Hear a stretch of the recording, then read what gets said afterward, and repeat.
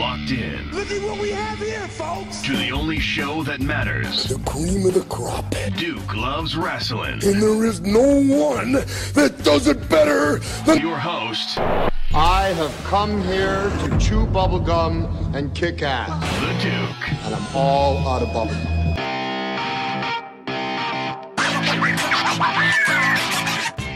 Hi, this is Earl Oliver from Sully's Vintage Wrestling. This is Raj Giri with WrestlingInc.com. This is Sean Reed, boxing writer and undercover low-key wrestling fan, and you're listening to Duke Loves Wrestling. Woo!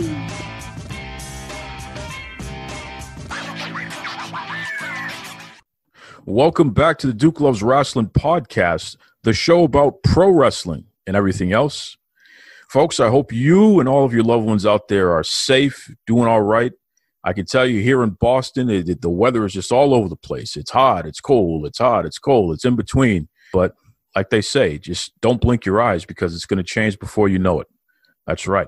Folks, I am so excited because literally one of my heroes in life I was able to connect with, and somehow, some way, through the grace of the cosmos, they had an opening in their schedule. They wanted to come on to the show and have a great conversation. So it's pretty cool to be able to put this together. And I think you're really going to enjoy this conversation. So without further ado, literally one of the leaders in the world when it comes to discussing the cosmos, when it comes to discussing space. I mean, let me tell you something. If E.T. were to drop onto the Earth right now, our guest this week would be definitely one of the main people, if not the main person, that would have to talk to E.T. So that lets you know everything you need to know, okay? So without further ado, welcome to the Duke Loves Wrestling podcast, Dr. Lucianne Walkowicz. How are you there, Dr. Lucianne? I'm doing really well. Thanks for having me on. Well, it's really fun to be able to do this, and I'm gonna peel back the curtain a little bit because when we initially spoke, and I let you know, technically this is a pro wrestling podcast. One of the things you said to me is, well, I don't really know much about pro wrestling. But then you mentioned two wrestlers that you know about. So come on. What's going on here, Dr. Lucianne? Well, for all the kind things that you said about, the scientific work that I do, I'm definitely one of the world's least experts in pro wrestling, which is that I literally, the only two people I really know. I think what I said to you is that I know that the Undertaker is super old and that Mick Foley is really, really cool. And that's what I know about wrestling. well, how do you know that? How do you know about the Undertaker and Mick Foley? I think I mostly know about them because I have a handful of friends who grew up on wrestling and really love it. My husband being foremost amongst them. And my husband is who introduced me to the movie Beyond the Mat, which is where I learned about Mick Foley. And yeah, that's about it. Well, shout out to your husband. He must be a really cool person his own self there if he's having you watch big time documentaries like Beyond the Mat. I mean, that really, really humanized pro wrestlers. It gave folks a chance to see that, there's a person behind that larger than life superhero sort of deal there.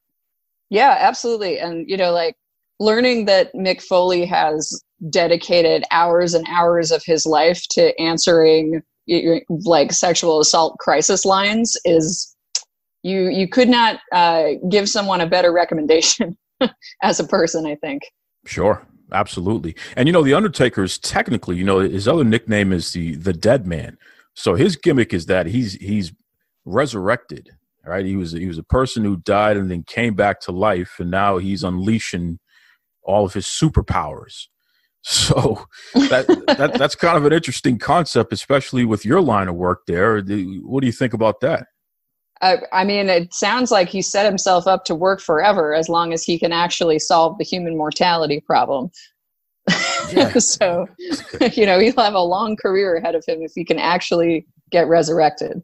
That's for sure. That's for sure. Dr. Lucianne, one of the hardest things about someone like yourself, you're so accomplished and what have you, it is very difficult to classify. Like, if you were to say, yeah, I'm Lucianne. This is what I do. How do you personally identify yourself? How do you classify yourself professionally? That's a good question. I often just say that I'm an astronomer because that's where my like formal training is in. I went to school for physics and then for astronomy. So that's what my degrees are in. It's like kind of it's even what my job title is. I work at the Adler Planetarium, as I think you may have mentioned. And my job title is just astronomer. So I often just say that. Depending on who I'm talking to, I'll also, like mention, I'm also an artist, and I spend a fair amount of time on activism, although I don't like introducing myself as an activist because I think that's a title that should be obvious from a person's actions and not something that they just get to wear like an accessory. But yeah, I think I usually just start with astronomer and go from there. Which that's a big deal there. So you're somebody who is literally, you've dedicated your life to studying what's out there, what's beyond what we have here at home, in order to understand what we have here at home. Am I classifying that correctly? Yeah, absolutely. Most of my career has been spent on studying things that are really far away, whether it's, stars or planets that are around distant stars outside of our solar system. But in the past couple of years in particular, I've been really interested in some of the ethical questions around like human space exploration, particularly like ideas about going and living on Mars. And so, I like to think that I work on this planet and I think about other planets elsewhere in the universe. Speaking of that, this is interesting. And again, this is a pro wrestling podcast, Dr. Lucianne. In the WWE, which both, Mick Foley and The Undertaker, they wrestle there, they're affiliated, continue to still have Legends contracts with the company. They have something called the Universal Championship. Okay. So this is the top championship in the company. It's bigger than the World Championship. It's the Universal Championship. You got to tell me here, out of all the places in the entire galaxy, is there one area in particular where we'd more likely be able to find an ET that could battle for the WWE Universal Championship? That's a great question. I'll start by saying that unfortunately, the only place we know of there being life in the universe as yet, although we are actively looking, is still planet Earth. So the Universal Championships are still limited to planet Earth for the time being. But a really like fun thing to do, I think, I'm kind of a dork, so this is fun to me. It might not be fun to everyone, is to think about, like what might life be like on other planets. And one of the things that I sometimes think about is that, a lot of the planets that we're finding around other stars, they tend to be around these little red stars that are like not as bright as our sun. So the planets have to be close to them to get a lot of warmth. But kind of ironically, those stars also give off a lot of like high energy radiation. So if you wanted to be, an animal of some sort, whether ET, whatever, walking around on the surfaces of those planets, you'd need to have like, radiation shielding and be really tough, right? Like your exterior would have to be able to shield you and all your DNA from damage from radiation. Because that's, if we like come in contact with radiation as human beings, that's the bad thing that happens, is that it like damages all of our cells because it disrupts all the bonds in your like molecules that you're made of. So you could imagine that, like in some distant future, if we find aliens that can live on like one of these highly irradiated worlds, they might be really, really tough, like literally tough on the outside. On the other hand, they might not be as big as a human. And, like cockroaches are pretty tough, and you can like microwave not that I've ever done this, but you can microwave a cockroach and it will survive, but you can also step on a cockroach. So, just being tough in one way doesn't mean that you'll win the Universal Championships. So, WWE, your superstars still have a shot here. You just heard it from Dr. Lucianne. Even if we find an ET out in the universe to challenge, they may be tough, but they may not be so big. So there may be a chance to still defeat them there. One of the things that I really appreciate about you, and you really got my brain moving here, because you challenged me to think about something that I never considered before. You point out the fact that Mars shouldn't be treated as our backup plan. Okay, it's not a backup planet. Everyone visualize, and this is going way, way back to the point where we realize that planets actually exist. Everyone thinks about Mars as, maybe one day we can colonize Mars and we can go there, especially, because the Earth has, it's finite. I mean, there's at some point the Earth may not exist anymore. So we'll just go to Mars and we'll be able to make it work there. But you say that Mars shouldn't be thought of that way, and we really should be focusing on how we can preserve Earth. What drove you to that sort of concept? And at least initially when you brought it up, how was that received? The idea of Mars as a backup planet, I think has, it's been around for a long time, but I think it's been really amplified by a lot of like the private space companies. So SpaceX and Elon Musk is very vocal. So he's the head of SpaceX, and he's always talking about using Mars as a way of backing up humanity. I actually kind of got interested in that idea in part because I worked for many years on a space telescope called Kepler, which was a NASA mission that was supposed to find planets around other stars, very, very distant, like way outside our solar system. And Kepler's goal was to figure out if there were other planets that could potentially be like Earth.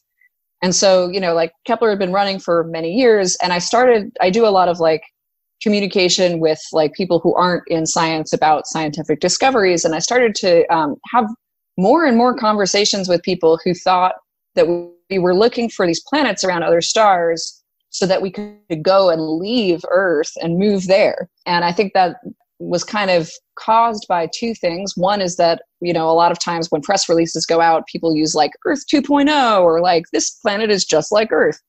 And oftentimes all we know is how big the planet is and how much light it's getting from its star. We really have no idea if it's like Earth at all. We just know what size it is, which is a big, big difference. Venus is also the same size as Earth, and Venus is 800 degrees on the surface, and you would die immediately if you went there.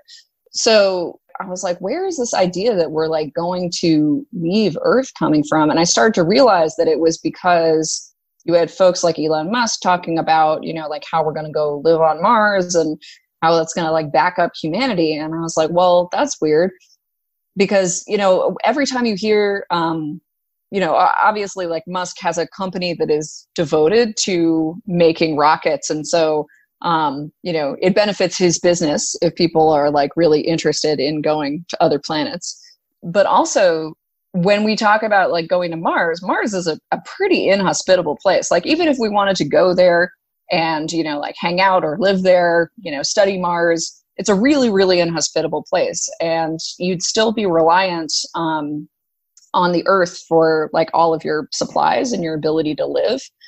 And, what I also realized is that when you hear Musk and those folks talking about, this idea of a backup planet, they're always talking about well, what happens if an asteroid hits us? That's a fair question. We have I don't personally work on them, but we have other astronomers who work on monitoring the sky to make sure that we're not going to get hit by an asteroid and all that sort of stuff. We do occasionally get hit by stuff, but it is very rare. And the number of large asteroids that are around that might hit us are actually pretty low.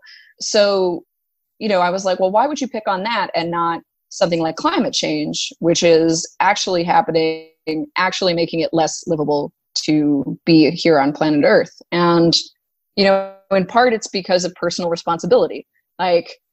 For somebody who has literally billions of dollars and could do a lot of things with that money, to say that we have to actually leave planet Earth and not to say anything about what our responsibilities are with the changes that we've made to our own planet, I think that's kind of irresponsible. So that's kind of that's a very long answer, sorry about that. But that's kind of how I got into thinking this. And also what does it mean to back up humanity? A lot of the people that have that idea are tech billionaires who are thinking about what it means to back up their hard drive, but people aren't bits of data. Would you be excited about backing up humanity if you weren't one of the people who was getting backed up in case of disaster? I don't think so. It challenged me on a personal level to rethink what I've been programmed to believe. through TV and movies and different teachings and what have you, where this is something that we should be focused on. We should be focused on finding another planet, so something that can sustain life so that we can go there and populate and colonize that. It's really a very selfish way of thinking by humans here, because again, we barely can preserve the planet that we live on now. So we're going to go out there and mess something else up. I mean, come on, you have to really think about that, which it brings me to another more current topic here. You know that with everything going on, especially here in America, Black Americans being targeted, murdered sometimes by law enforcement. I mean, literally the people whose salaries that our tax dollars are paying for really is an epidemic. And we're living in a time right now where we're seeing protests throughout the nation. Really, as far as we know, it's the first time in history that it's gone to this degree. We're seeing mass protests. We're seeing rioting. People are fed up. And it's also, the discussion has turned into an us versus them, no matter how you slice it, which is really unfortunate. You've been very vocal on this topic, Dr. Lucianne. And as you said, you're a person who advocates for others and what have you. You're an activist. Don't go out there and say, hey, I'm an activist, but through your action, it's clear that that's exactly who you are. How important is it to you to preserve human life? And with everything that's going on here, how does that play into your studies as well? I really look at the present moment as drawing into really high contrast. Like this past Saturday, right, we had this big rocket launch. So this SpaceX rocket, big to do on NASA TV and everything about how this is the first American made rocket launching American astronauts from American soil, et cetera, et cetera. At the same time as all of the protests were happening for, what is really the most recent events in a pandemic of Black people being murdered through racist actions. I think a lot of times when you see events like that launch, and this was very true on Saturday, there's a lot of talk about, bettering humanity and how going to space is something humans do and humans this and humans that. But, what is so central, right, in everything that the Black Lives Matter movement has brought to the fore is that not all human lives are being treated as though they are equally valid and equally worthy of protection, worthy of thriving, let alone surviving. And so, it's hard. I had somebody ask me whether I was, felt inspired by the launch, and I was like, no, I wish I felt inspired by this launch, but I don't. It's really hard to sit and look at presidential administration that has targeted Black people in addition to other people of color, and a white NASA administrator and two white astronauts, and Elon Musk himself, a white billionaire, in this moment, and pretend that people have equal access to things like space, let alone careers in space sciences and engineering and all of the places that are still very white dominated. And so, there's this temptation to think of space as something that is so futuristic and abstract that it will somehow change who we are. But, going to space is very much about the things that we do on Earth. I mean, in the most literal sense, people build those rockets, people, work in workplaces, Elon Musk is, and I don't mean to single him out entirely. He's just the most vocal person. Jeff Bezos is this is true of as well. But, these are places that are, for example, very, very anti-union places where that excitement about going to space and all working together towards that is actually used to exploit laborers in many ways. And you have wonderful examples like Leland Melvin, who is a Black astronaut, or Mamie Jemison, who was the first Black woman in space, and now is an astronaut and very vocal STEM and inclusivity advocate. they are far outnumbered by the number of white people who have had the opportunity to participate, whether here on Earth or by going to space. And so, everything that is being raised by Black Lives Matter and their allied movements is that, how are people supposed to dream about going to space at the same time as they're worried about being murdered in their homes, in their cars, on the street, like all of these places, just because of who they are, and the fact that they happen to be Black people. It cannot be something that scientists even take a moment to look away from. It just can't, particularly for white scientists like myself. We're talking to astronomer Dr. Lucianne Walkowicz. Dr. Lucianne, when I think about you, I think about rock and roll. I think about hip hop. I think about something that is not the status quo, or someone, I should say, who's not the status quo, someone who's not afraid to be their original self, be brilliant, excel in whatever line of work they do, but someone who's not afraid to be themselves as you do it. When we think about scientists and astronomers, we visualize a middle-aged white male with glasses and a lab coat doing things that don't seem very interesting. So when Dr. Lucianne comes in with her different colored hair and her tattoos and her boots with things on the multicolored things, sort of what have you, and it's just like, this lady is an astronomer? I mean, really? Even on a personal level, it definitely, you jumped out at me the first time I ever saw you on a program speaking. It was just like, yes, that is science to me. This person right here is who I want to represent what modern science is and will continue to be. And I want others to see this person, to know that they can be exactly like Dr. Lucianne and even more. Let's take where you are and build upon that. What do you think when I unload something like that on you, that impression? I mean, you're hip hop, you're rock and roll, you're all that.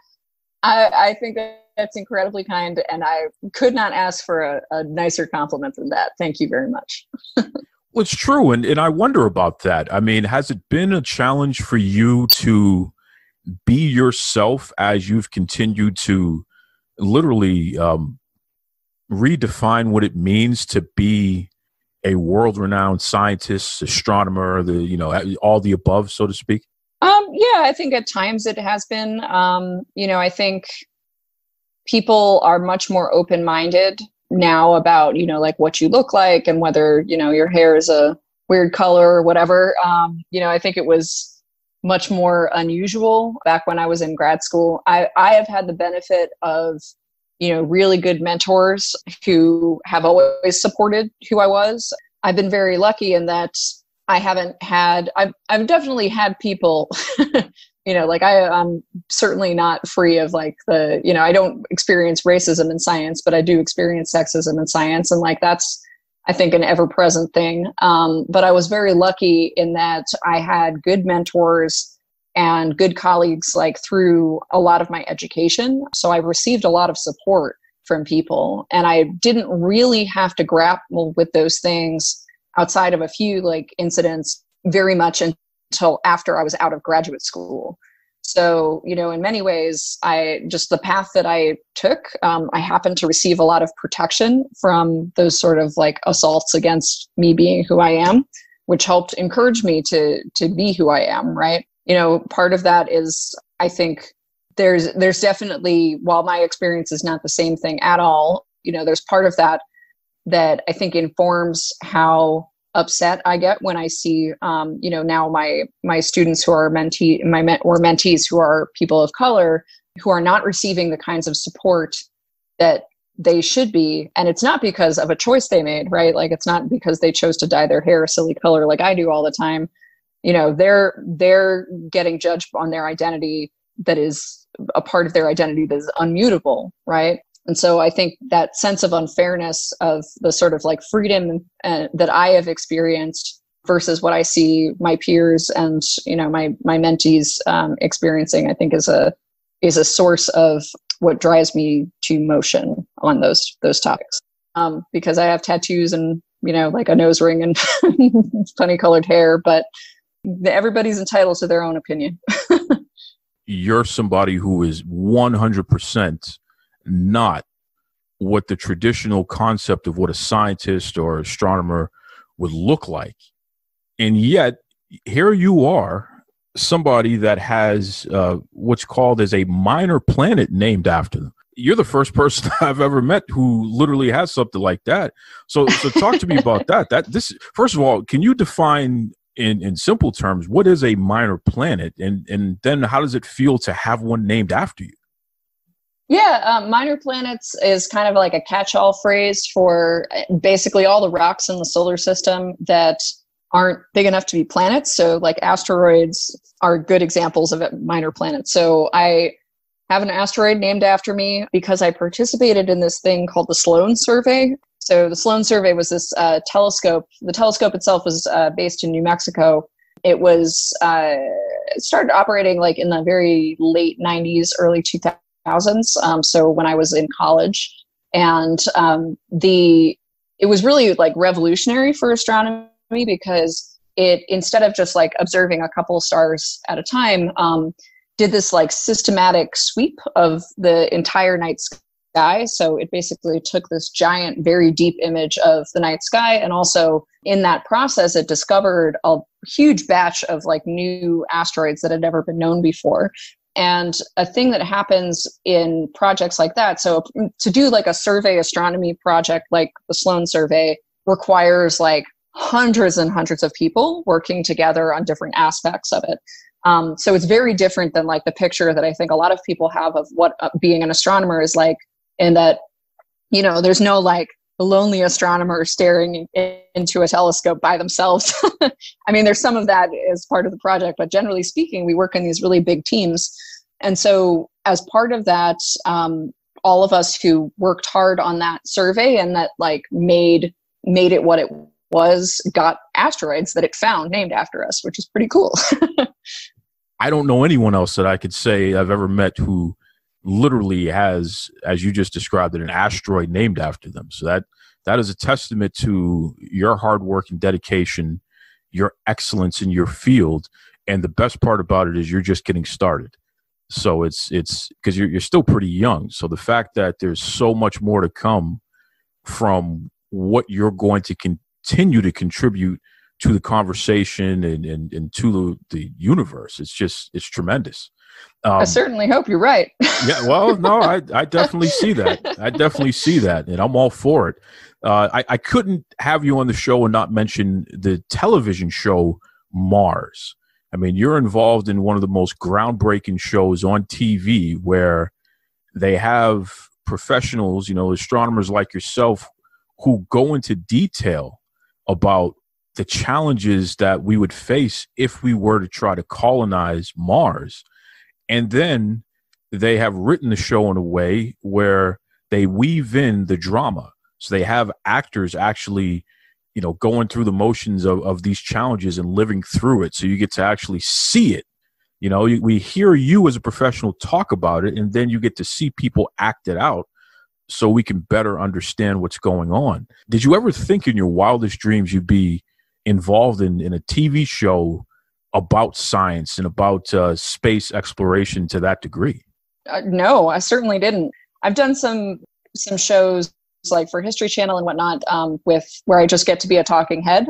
And I think Mars, like you make a great point that there's really nothing else like it. And I think that having that sort of fictional story side mixed in with this really wide array of experts, usually shows like that, if they're about something in space, first of all, they don't usually have that fictional aspect to them. But also, you usually don't get to hear from anybody who isn't an astronomer or physicist. And what was cool for me in like watching, when you're actually like filming the show, you don't get to see any, like, it would be great if they gathered us all there at the same time so I could meet all these other people, but unfortunately that's not how filming works.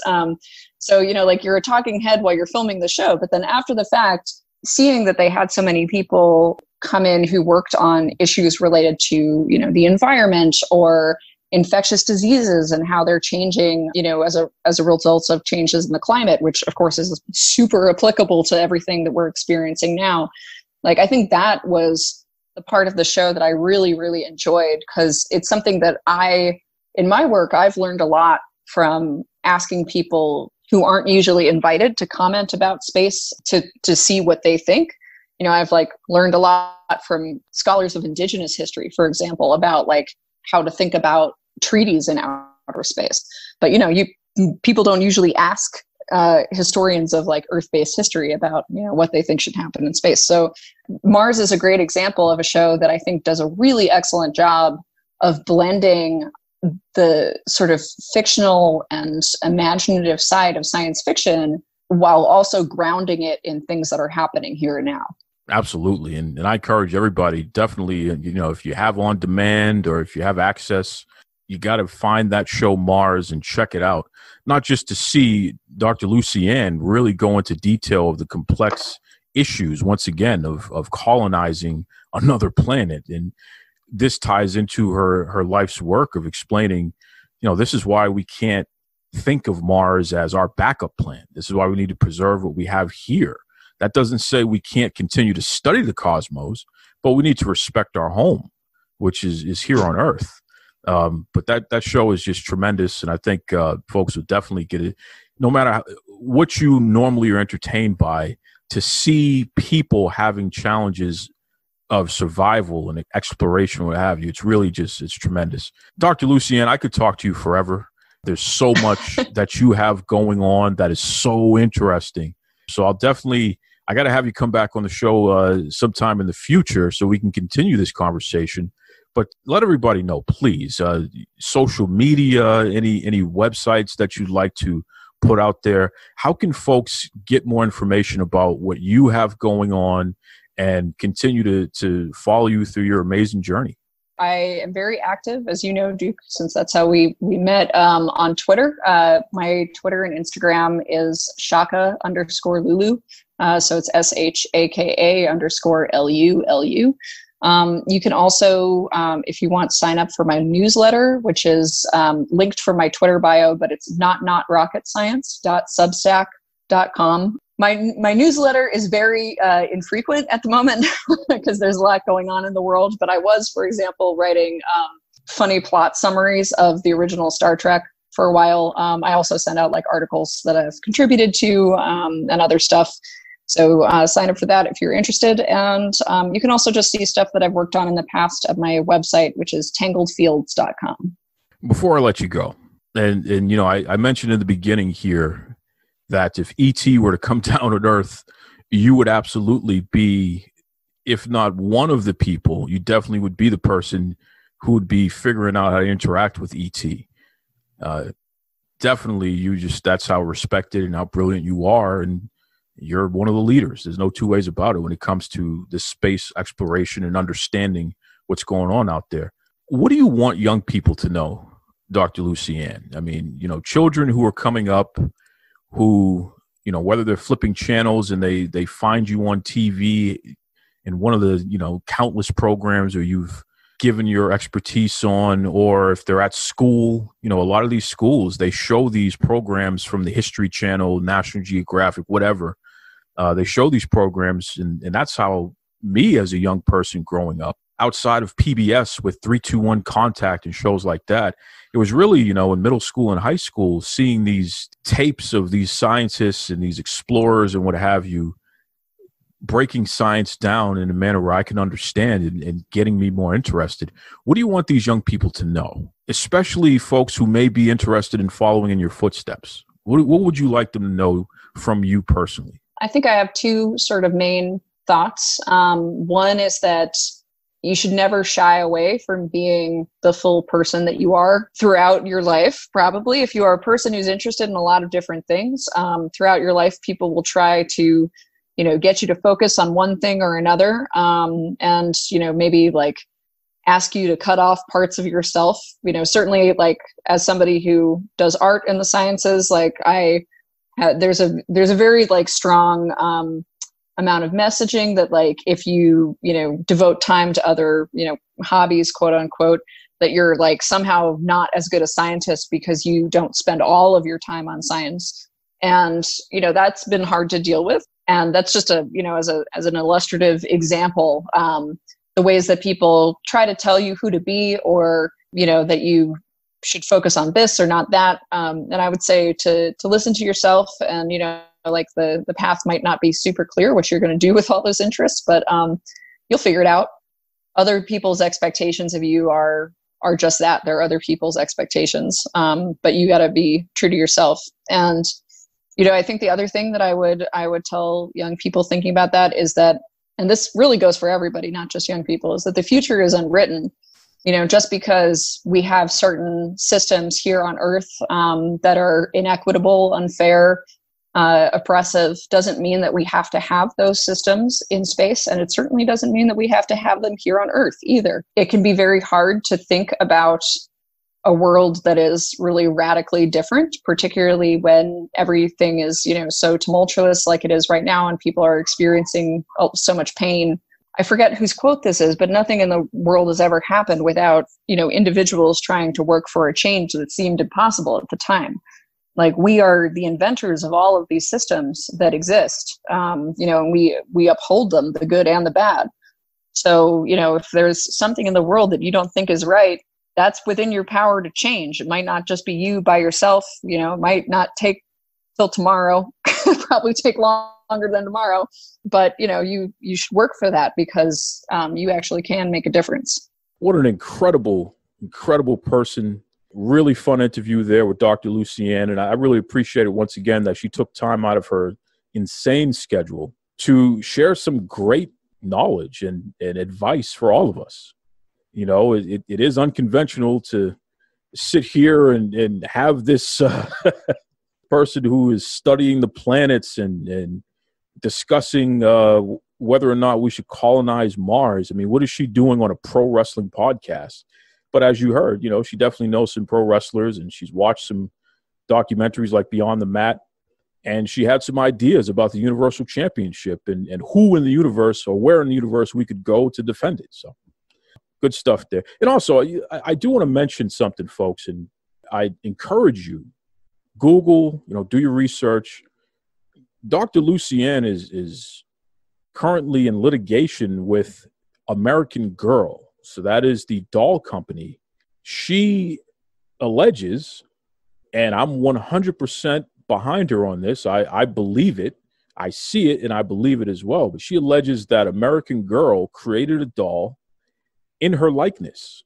And the similarities are striking. The way the doll looks, the colorful boots, the backstory behind the doll. So they essentially co-opted her likeness and did not give her any credit, did not get any permission from her, did not do any partnership with her, which is just embarrassing and insulting. So, for this brilliant person, this woman in science, right, this astronomer here, to have to sit there and fight this mega company, this mega toy company, because they didn't have the respect.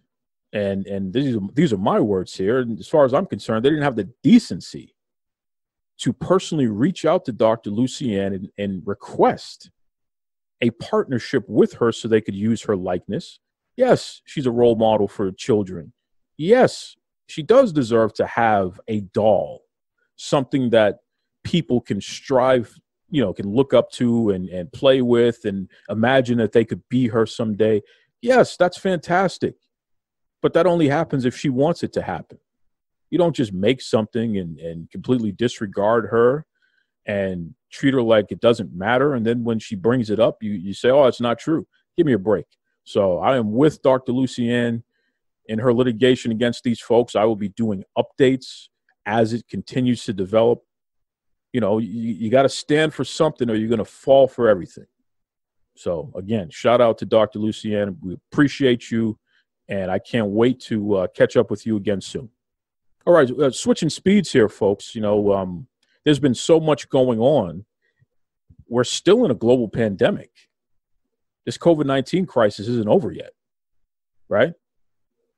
And a lot of folks are saying it's just beginning, which is just a little scary to think about. But in the world of pro wrestling, that has continued to keep churning on.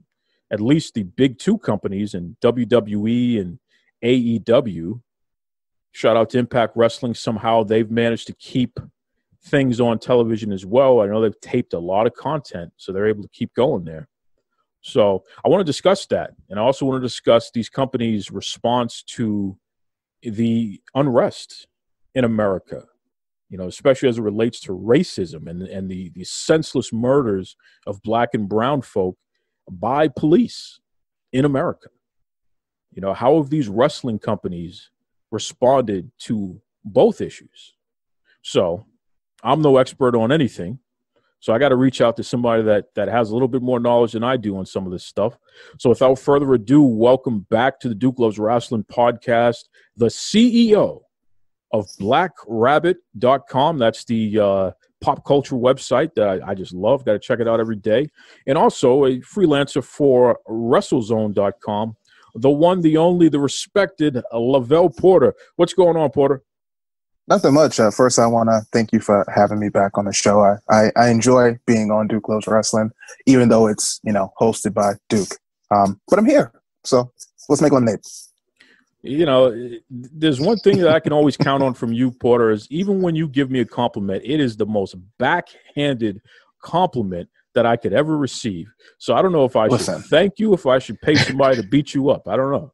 Listen, we go back like, as a wise man once said, we go back like British and Playboys. So you couldn't hurt me if you wanted to. You love me. Yeah, if I hurt you, I hurt me. That's right. That's right. So, tell me something, Porter. We have this COVID-19 crisis that's still going on. I mean, it has not gone away. I'm still wearing my mask.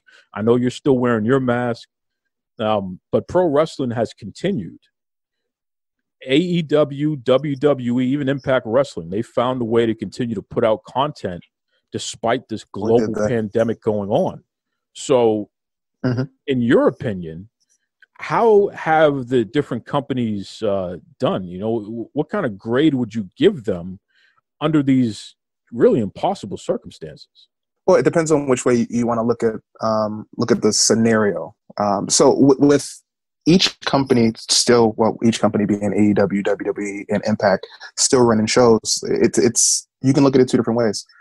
It's great that they're still producing content. Should they be? Not 100% sure about that. But if I had to give each of them a letter or a number grade, AEW would be rated slightly higher than the rest, mostly because AEW has kind of led the charge as far as trying to reintegrate, trying to make some normalcy as far as the production's concerned, while still somewhat loosely trying to follow the guidelines that have been set for operating in this post-COVID world. They were the first company to bring some people back into the stands, whether it just, it obviously was just people who work behind the scenes. But, I'm sure that you can agree with this. Trying to watch wrestling without fans is hard. It's extremely hard. So I like the fact that they actually went as far as to seed the crowd with some people so we get a little bit of crowd noise. All of these companies claim across the board that they're actually following COVID protocol. We can assume that's the case. We really have no way of knowing. I question how they're able to get their hands on so many COVID-19 tests to quote unquote test all of their people before they come into the building.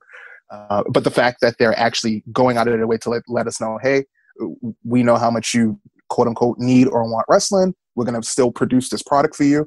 But in doing so, we're also going to try to act like almost like a role model of sorts to show you how it should be done. Now, again, should they be doing all this? I'm not sure. And to be quite honest with you, if wrestling went away for a little while, just, using COVID as an excuse, I'd be 100% okay with that, because covering it the way that I do, there is a bit of overload, especially the fact that when I heard that Impact was going to be doing empty arena tapings, in the back of my mind, I thought to myself, wasn't that how every taping was for Impact already? Sure, fine, let's run with it. But here we are. Well, Porter, you don't have to treat Impact like that, okay? First of all, you have to admit that at least over the past 3 weeks, something has happened in Impact where the quality of their show has jumped by leaps and bounds. It is, if we were going to compare that to anything they've done this year alone, I would argue that it's a much better product. I don't know if they have new writers or what's going on, but it just seems like there's more of a good faith effort to actually put out quality product as opposed to just putting something out just to put it out. That was just me making a terrible joke. Impact is literally the little engine that could, as far as the professional wrestling business is concerned. You can't not be impressed by the simple fact that they even still exist at this point. So don't take my little joke as totally taking the air out of Impact Wrestling. It's impressive. The fact that they can even run shows without a crowd, I don't know exactly. I don't know that they're moving around, but the fact that they're able to run the same building consistently and go ahead and do their hours and hours of tapings, it's impressive. As far as WWE is concerned, they've kind of been late to the party on all of this. We all knew that they were never going to not have shows, but as far as trying to bring back some normalcy and actually make the shows interesting, AEW's been way ahead of them on that. Yeah, I have to agree. I think that AEW, first of all, their production value has just continued to be through the roof. It's a much better looking show, that Dynamite. Much better looking show. Than what? Than pretty much all the WWE shows at the Performance Center. Raw, SmackDown, NXT. AEW Dynamite just looks better. It just really does. Maybe SmackDown is up there with them in terms of look, because I know that they do utilize different cameras, different angles, but it's really tough to, and I'll stick with NXT, for example. It's really tough to compare the two programs visually, because visually Dynamite is just head and shoulders above NXT.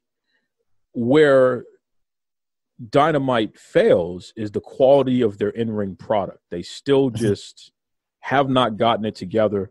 They're getting a lot more storyline heavy, but the storylines don't really make sense. So that's where they kind of lose me in the translation of things. But if you take somebody off the street and you show them AEW Dynamite for a few seconds, they're going to say, "Wow, that looks pretty good." So they've done a great job. And like you said, having people in the crowd, I don't know if that is something they should have been doing, but it has made a difference in terms of the feel of the product. I don't care if we never see fans in the arena again, but I kind of like seeing wrestling personalities, even if they're people still training at the Performance Center in the case of WWE. I like seeing wrestling personalities in the crowd because there's something interesting about seeing this next generation of eventual star or active stars now being out there and reacting to the things happening in the ring. So it's just something different. I agree. We have the COVID-19 crisis, which has really just knocked us out all over the world. And then to compound that, here in America especially, racism continues to be, it's like a roach. You just can't, we try to microwave it, try to do everything, and that sucker just ain't going away. It's really troubling because Black and brown people in particular are being targeted and in many cases murdered. And what's sad is we're talking about law enforcement, whether they're former law enforcement or current, targeting Black and brown folks and treating them as if they're this ultimate enemy that needs to be defeated. And Porter, you and I are Black men, and we've survived so much in life. We survived the crack era. We survived the fake Bloods and Crips here on the East Coast. We survived, you know what I mean? We survived racism in our own ways. The Italian mob, the Irish mob, battling within each other and against each other and what have you. So many things that you and I have managed to survive to make it to where we are. And you just celebrated a birthday. Once again, happy birthday. Thank you. So there's some challenges for us. And to think in 2020 that we're still dealing with a lot of this racist garbage, it's just something else. My question to you, Porter, is how do you feel about the way that the different wrestling companies have responded to the racial unrest here in America? And let's focus primarily on WWE and AEW. How do you feel about the way that those two companies have responded? It's hard to say just from the standpoint of, I'll give you an example. AEW, okay, so if I have to compare the two, AEW, again, has sort of led the pack on being proactive in making sure everybody's aware of exactly where they stand in this fight, which is great. I believe they were the first to post a message online. A lot of their superstars were they're talking about it on their Twitter feeds and Instagram. That's great. It makes it seem like they are allies to a certain degree. But if you look at in the brief history of the company, and like even, for example, what's happening this coming week on the show, it's really hard to see that they are actually allies, and it kind of rings slightly hollow. And again, I'm going to take a step back, and I'm going to try to reserve judgment. I don't know Cody Rhodes personally. I don't know any of these people personally. I only know them based on the actions and the things that they do. So if you look at it that way, it's awesome. It's great that they're posting about it online. They put things up on what was it, a video message at the beginning of Dynamite this past week, pointing out the fact that they stand for Black lives and so forth and so on. It's awesome. But until I see actual change on the show to make it seem like, there isn't any racial divides, and, they are pushing people that should be pushed, based on, their talent, and not so much, the fact that they're friends with Cody or the Young Bucks. And when I say that, I mean, for example, for a hot second there, when the show first started, Scorpio Sky had somehow made himself into one of the most popular people on the show. I think at one point he actually did get a title shot against Jericho, but it was what it was. It was a highly contested match, but we all know what the end result was. Beyond that, how many actual African American faces do we even see on the show? And when I say the show, I mean Dynamite. I don't mean AEW Dark, where they have this really weird tendency to shove all of the people who aren't white, who aren't in the inner circle. Well said. Well said. You're absolutely right about that. And I'm going to take it a step further, because Tony Khan himself, billionaire Tony, as I call him, he knows that I have been extremely vocal about what I like and what I don't like as it relates to their company. And I do the same thing in WWE. WWE actually gets it worse, and it's been happening for much longer, of course. But I have a problem with a company that markets diversity, yet their diversity is not equitable. So, diversity lacking equity is parity. And I'll give you an example, to expand upon what you said. Cody Rhodes is the TNT champion, their version of the television title. He has an open challenge for anybody. And Mark Quinn, one half of Private Party, former tag team champions in AEW. Mark Quinn is going to get a title shot against Cody Rhodes. Once again, this is their television championship, the TNT championship. Mark Quinn, in the past 2 years, has wrestled in one singles match, and it was a 4-way match for the wrestling promotion House of Glory. Mark Quinn has been in one battle royal in AEW, which technically was not listed as a tag team match, because he was in there against a bunch of other guys, every man for himself. But Mark Quinn is not a singles wrestler. Mark Quinn hasn't had a singles match in AEW. He's only had one singles match technically in 2 years in all of wrestling. So how did he get a title shot against Cody Rhodes above anybody else, number one? And number two, why is it a cold match? Meaning there's no build to this. It's not like for the past 3 weeks, Cody Rhodes and Mark Quinn have been butting heads, or Mark Quinn has been establishing himself as somebody who is going to go out on his own, separate from his tag team partner, and he's going to go after championships on his own, what have you. There's literally no investment in Mark Quinn as a single star. But so you're just going to throw him in a meaningless match, have him lose, and then go back to the drawing board. Very similar to what they've done to Scorpio Sky. It's actually a little worse. So this is an example of, well, we have a black guy, and we're going to give him some kind of title shot, but it's not equitable because you didn't invest in that guy like you did Brody Lee, like you did, Page or Omega or any of these guys, or Matt Hardy, or these guys who come in outside of the company, who've never won gold in the company, haven't established themselves in the company. Lance Archer, you're allowing these guys to just come in, Brian Cage, and they're getting more build. You're investing more in their development. You're establishing them more on your program to your fans. You're letting your fans know this is a special person who could be a threat to anybody's championship. And yet you take a guy like Mark Quinn and you just throw him in a cold match. How does that work? It doesn't. That's the thing. And I don't think they're necessarily concerned with that. In a lot of situations, for example, even when you look back years ago with when John Cena had the United States title and he did his open challenge thing, the people that, when you have an open challenge like that and you're actually going to be fighting each week, in a lot of situations, those people just end up being meat, if that makes sense. It's just a matter of people that Cody can bowl over.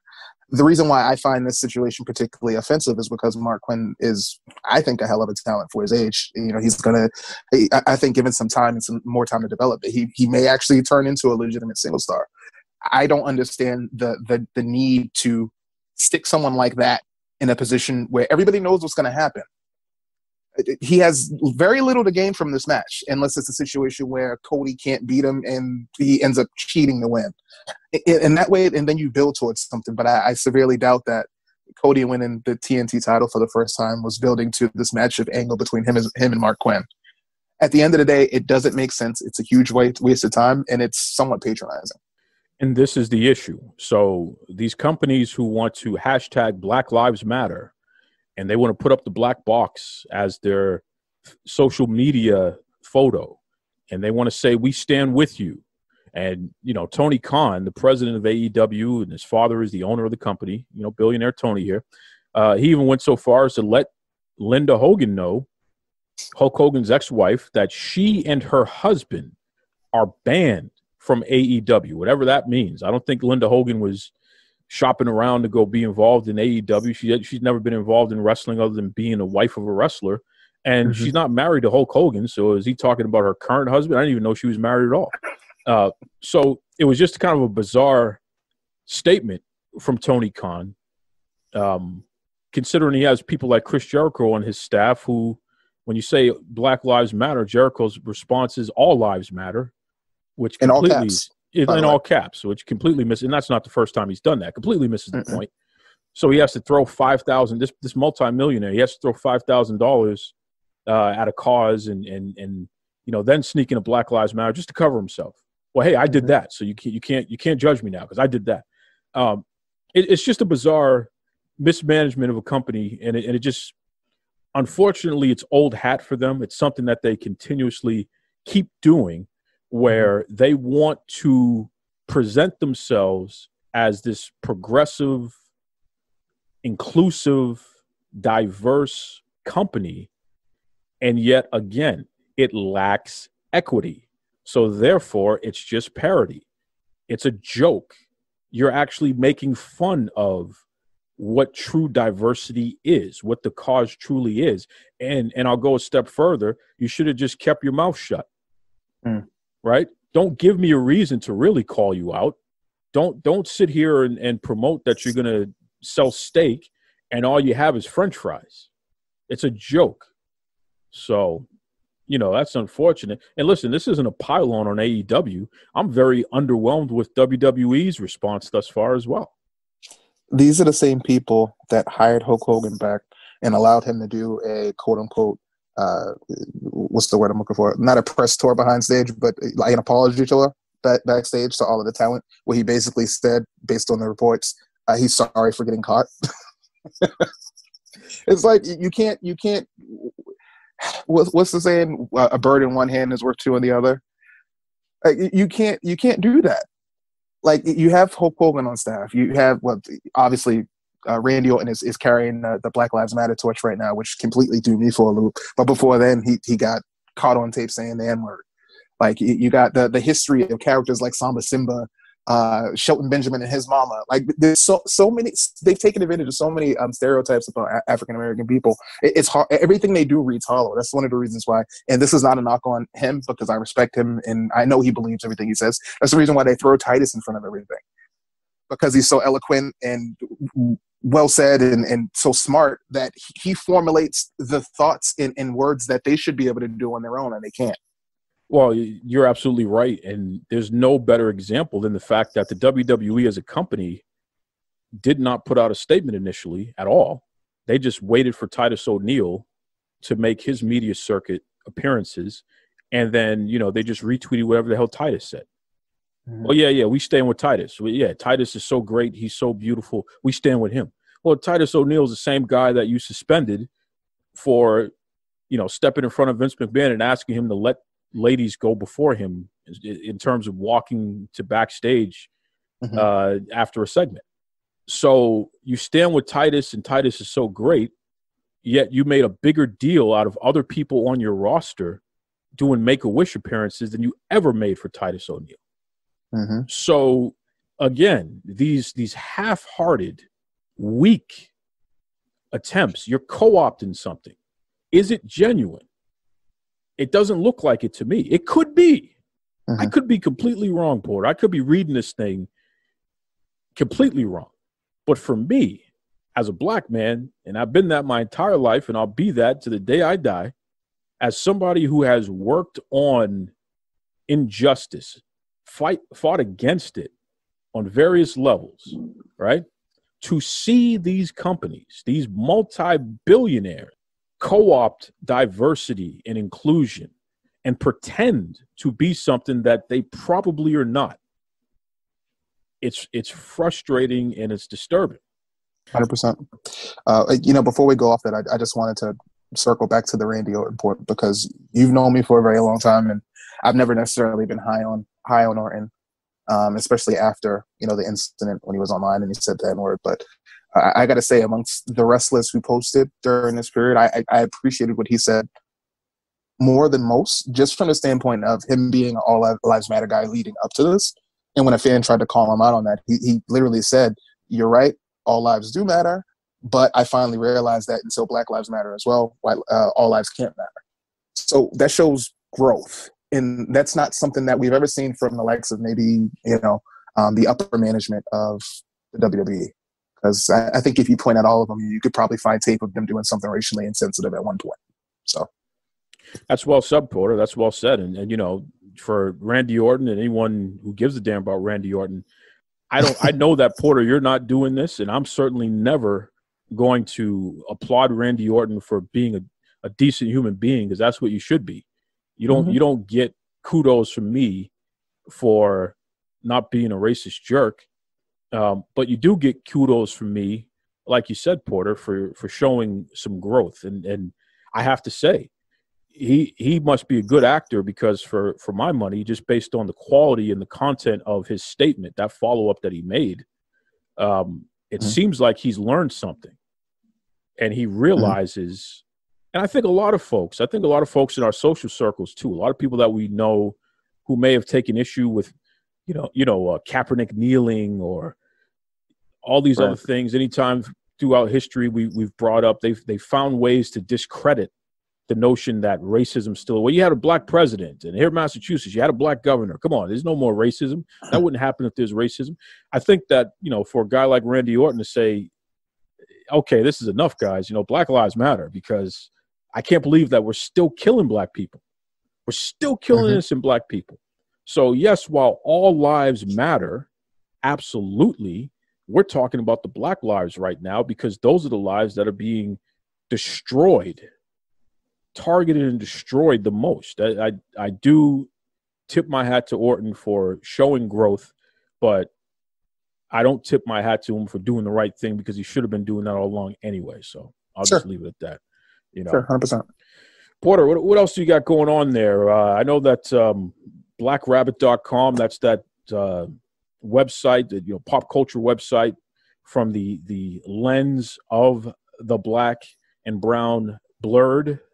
What's going on with the site there? Can we expect anything exciting coming up this summer? I know that you're doing some revamps there, and some new content is on the horizon. What can we expect this summer? Yeah, actually, we're going into what I like to call version 3 of the website. I'm going to be doing a lot more wrestling-focused content. We're working on a series of pieces on interviews with professional wrestlers of color, specifically independent wrestlers, giving them a platform more than they already have, to give people the opportunity to learn about them and what they have going on, so forth. I have one of those in the process of being completed, and a couple more on the back burner that should be very interesting. I'm not going to say any names. There are some good ones in there, but definitely go ahead and give the site a look and check those out when they drop. The new version of the site should be up and running as of July 1st.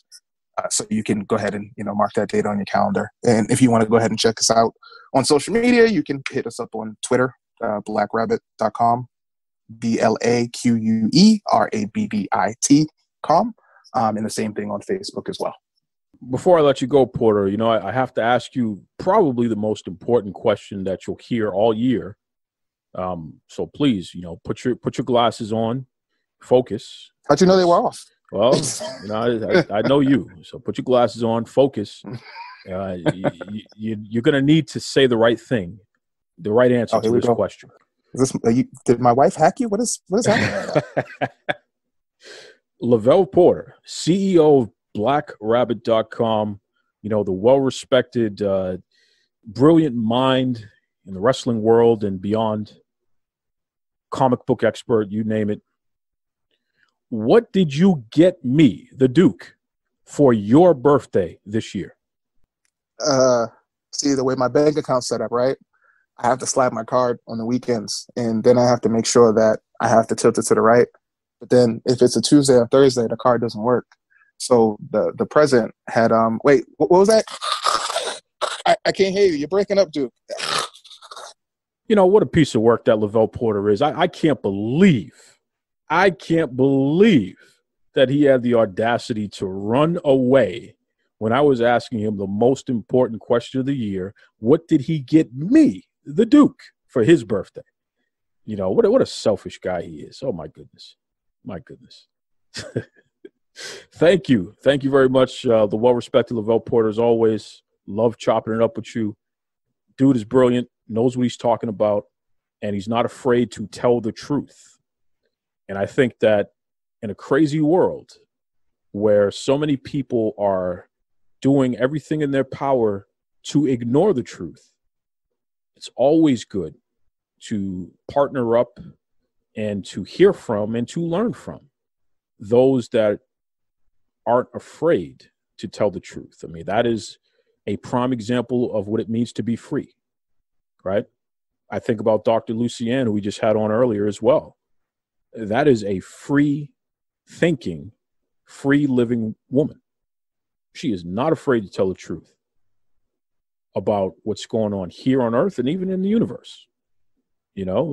Equity and diversity and what it means to have morals. Truth. We got to seek it out, folks, and we have to continue to amplify those voices because we're hearing so much muck out there that it's time to tamp some of that stuff down. That's for sure. And I want you to know that I'm not letting any wrestling promotion or any wrestler off the hook either. Okay? You can't turn a blind eye to what's going on out there, and you benefit from our dollars. I spend a lot of time, a lot of effort, a lot of money on pro wrestling on all the various levels, from the very top to the indies and everything in between. And a lot of you listening out there, you do the same exact thing. For these companies to line up, they love their black dollars, don't they? They better give a damn about black lives. That's right. Once again, thank you to my guests, and thank you for listening, folks. I really appreciate you. I need you to stay safe out there. I need you to keep your head on straight. Duke Loves Rasslin on Twitter, on Facebook, at Duke Loves Rasslin on Gmail. Shoot me a message. I had somebody reach out to me recently, and he was going through a tough time. Really tough time. I'm talking, it was getting pretty intense. And we managed to have a very fruitful conversation and support each other and what have you. And I'm happy to say that young man is doing all right. Reach out, okay? You are not alone out there, folks. We are a community. We have to support each other, and we're going to make it together. That's for sure. Okay. So until next time, be kind to yourselves, be kind to others. Take it away, Tony Schiavone. Mr. Tony Schiavone, and we're desperately out of time on Duke Loves Wrestling.